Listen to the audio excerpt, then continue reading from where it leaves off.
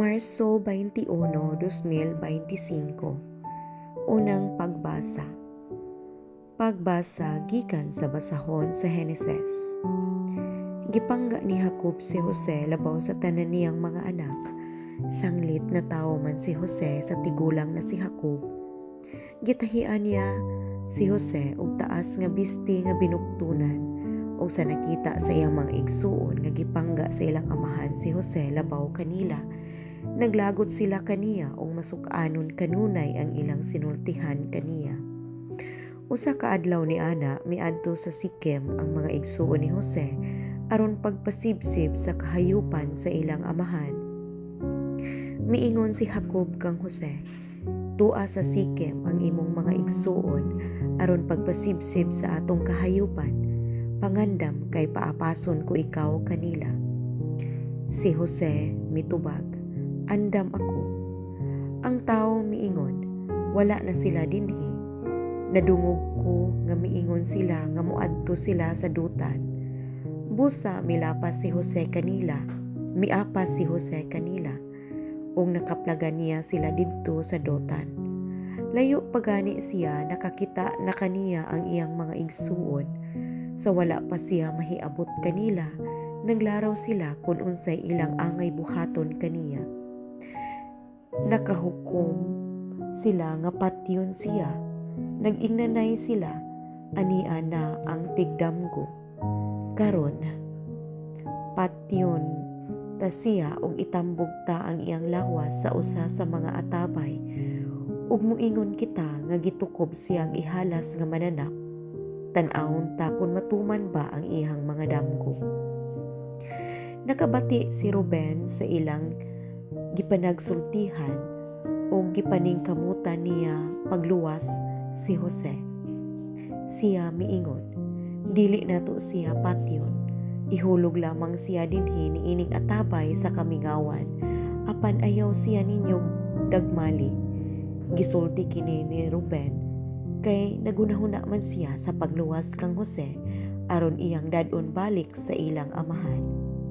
Sa pag-abot ni Jose iyang mga igsuon, gihukas nila ang taas niyang biste o nga binuktunan.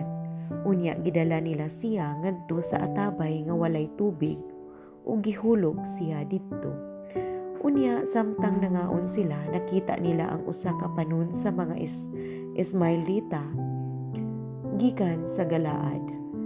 Nagbaguod ang ilang mga kamelyo sa karga nga mga salong ug mga pahumot nga ilang dadon ngadto sa Ehipto. Miingon si Juda sa iyang mga igsuon, "Unsa may makuha nato kung patyon ta ang atong igsuon ug ililong ang iyang kamatayon? Maayo pag ibaligya ta siya sa mga Ismaelita. Sa ingon niini dili kita makapasakit kaniya. Hinumduman ta nga ato siyang igsuon ug kaputol tag tinai." Miuyon niini ang iyang mga igsuon ug sa pag-agi sa mga negosyante nga taga Midian, gikuha nila si Jose sa atabay ug gibaligya ug kahuhaan kabuok sa lapi ngadto sa mga Ismaelita nga nagdala kaniya ngadto sa Ehipto. Ang pulong sa Ginoo. Day salamat sa Dios. Ebanghelyo. Pagbasa gikan sa santos nga ebanghelyo sumala ni San Mateo. Si Jesus miingon ngadto sa mga labawng hapari ug sa mga kadaguan sa katawhan, "Pamati kamo og laing sambingay. May usa ka tawo nga yutaan nga nagtanom og mga paras. Gikural niya kini ug gikalutag lungag nga kasudlan sa giniok nga ubas ug nagtukod siya bantayan. Unya gipasaupan niya ang iyang parasan ug milangyaw siya. Sa tingpamupo na ang ubas, gipadala niya ang iyang mga ulipon ngadto sa mga saop aron pagkuha sa iyang bahin. Apan gidakop sa mga saop ang mga ulipon, gibunalan nila ang usa ug ang usa ilang gipatay ug ang lain pagayod ilang gibato.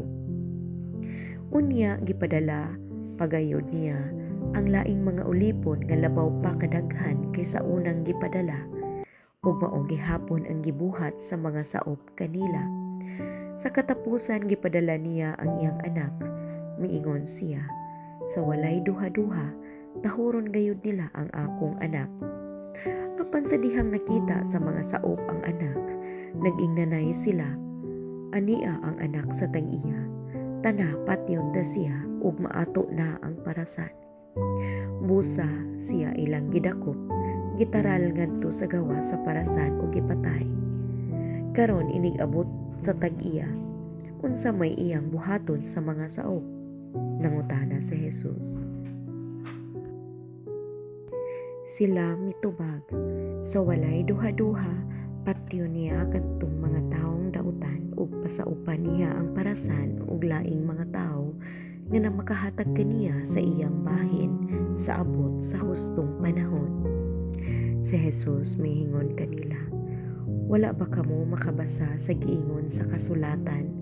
Ang bato nga gisalikway sa mga magtutukod kay walay kapuslanan, nahimo hinuong bato nga labing importante. Buhat kini sa Ginoo ug kahibulungan gayud kini.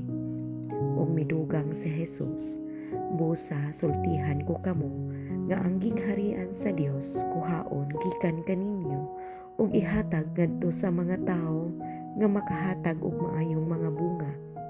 Nakabati ang kadagkuan sa mga pari ug ang mga Pariseo sa mga sambingay ni Jesus ug nakasabot sila nga nagsulti siya mahitungod kanila. Busa naninguha sila pagdakop kaniya apan hadlok sila sa mga tao nga miila kang Jesus nga usa ka propeta. Ang ebanghelyo sa Ginoo. Dayon ko ikaw o Kristo.